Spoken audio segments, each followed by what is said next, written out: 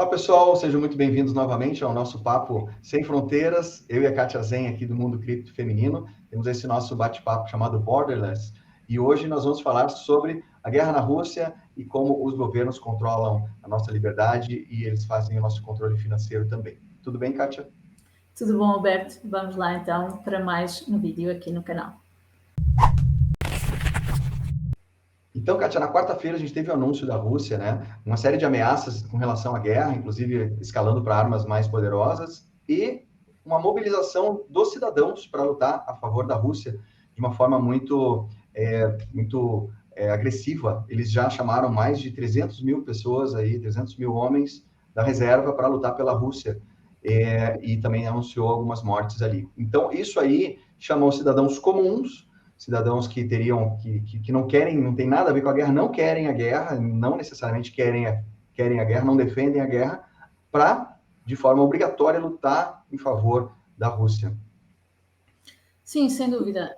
Essa foi o grande foco do comunicado do Putin sobre essa mobilização de cidadãos russos, e é uma mobilização que não olha propriamente a datas, que não olha propriamente a idades, nem propriamente a localização.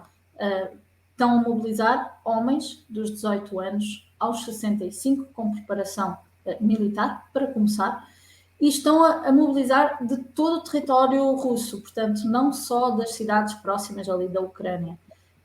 Inclusivamente, existe um vídeo, não é, que mostra já aí os centros de alistamento militar, de homens a comparecerem e a serem deslocados, então, para a guerra. E isso mostra bem, não é, como de um dia para o outro, e foi literalmente de um dia para o outro, um governo pode dizer simplesmente para a guerra e vais mesmo, né? Isso mostra para a gente ali o quão, quando a gente usa alguns termos pejorativos, dizendo que nós somos escravos dos governos ou algo assim, nessas situações como essa me mostram que isso é verdadeiro, é real. Então, a pessoa não é dona de si mesma mais. A gente tem uma série de controles dos governos, mas dentre eles ali, o controle sobre você mesmo, sobre o teu próprio corpo. Eles vão mandar o que você vai fazer, independentemente daquilo que você acredita. Tanto que teve reações do público, das pessoas, dos cidadãos, né, contra essa convocação. E aí o que acontece imediatamente? A verdade é que as pessoas se manifestaram, mas não têm como se manifestar propriamente dito, de uma forma livre na Rússia, não é? As primeiras reações que aconteceram na Rússia foi algumas pessoas se manifestar, outras pessoas de forma imediata tentaram sair do país, tentaram reservar voos para fora do país e esgotaram todos os voos em alguns minutos. Inclusivamente, as companhias russas começaram a não deixar que os homens comprassem bilhetes de avião para sair do país. E na fronteira, por exemplo, com a Finlândia, que é uma fronteira que não exige visto, havia uma fila de mais de 10 quilómetros de carro de pessoas a tentarem sair da Rússia para não terem efetivamente que entrar nesta mobilização. Então, vemos como as pessoas não são livres, houve de facto um anúncio, as pessoas tentaram sair do país e estão a ser reféns do próprio governo para terem que ir para uma guerra que provavelmente não concordam. Para além disso, eu vi também no Twitter que houve homens que se manifestaram na Rússia contra esta mobilização, e o que é que aconteceu? Esses homens foram presos, foram levados então para a esquadra ou para uma prisão, e o que aconteceu de imediato é que estes homens foram carimbados e mobilizados para irem para a guerra, para se apresentarem imediatamente no dia seguinte. Portanto, as pessoas que se manifestaram estão a ser enviadas em primeiro lugar para esta guerra de quem claramente elas são contra. Não, é de imediato. Então, assim, liberdade zero, né? É praticamente uma prisão por você não concordar com o que está acontecendo e você está sendo levado para ser posto na linha de frente para lutar em favor de uma causa que você não acredita.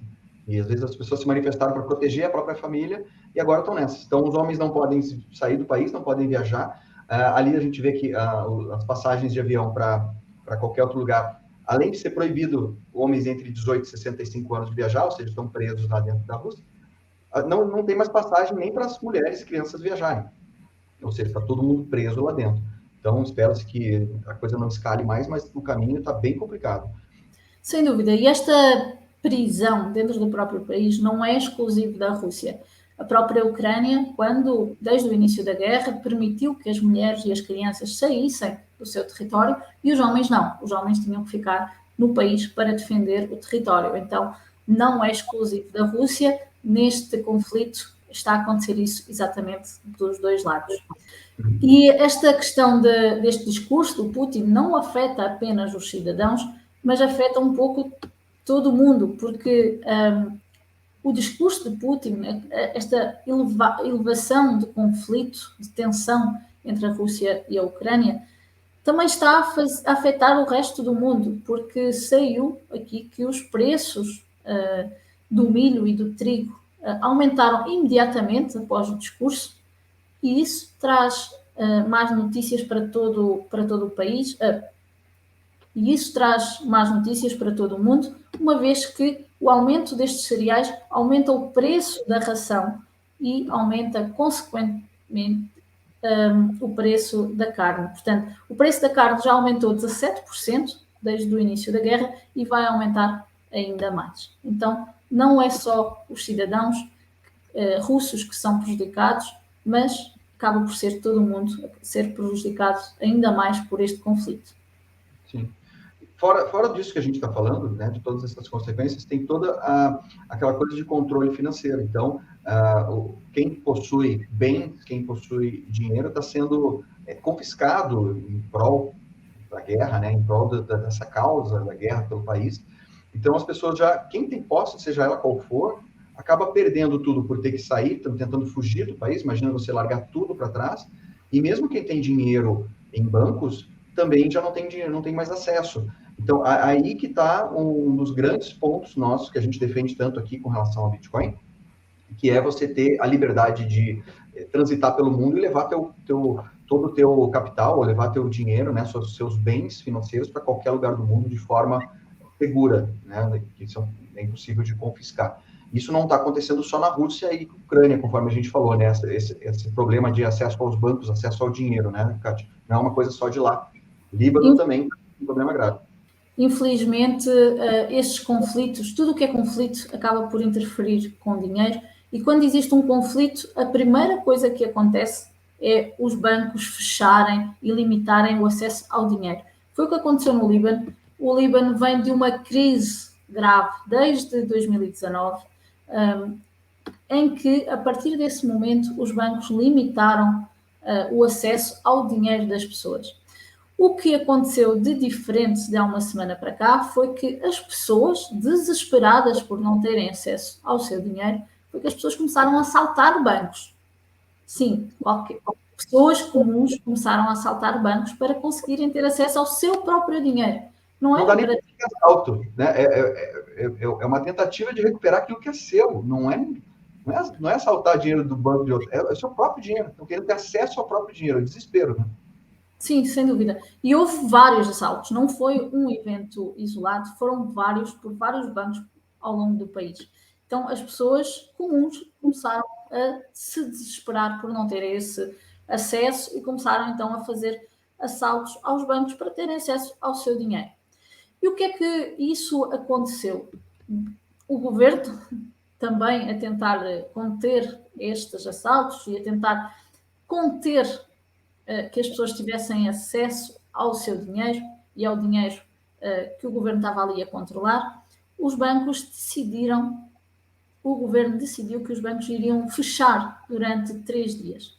Então, a partir desse momento, quando começou a haver estes saltos, os governos decidiram, ok, a partir de agora, então, vamos fechar totalmente, ver se os ânimos acalmam. A verdade é que saiu uma notícia agora que os bancos vão continuar fechados sem saber até quando.